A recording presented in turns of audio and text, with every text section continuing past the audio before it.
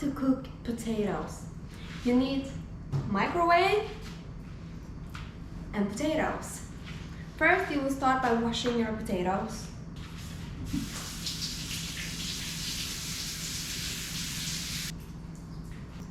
You have your potato and your fork, and now you will stamp it about 10 times.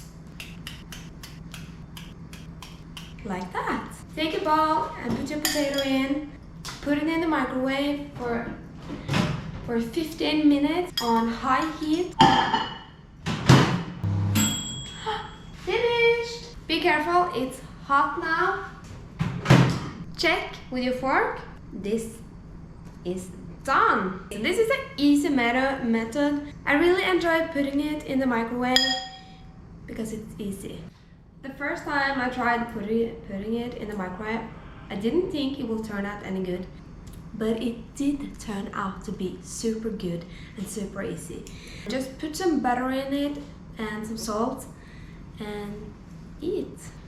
The time can vary if you have small or big potatoes, so just make sure you open the microwave and take your fork in it to check. So around 10 to 15 minutes.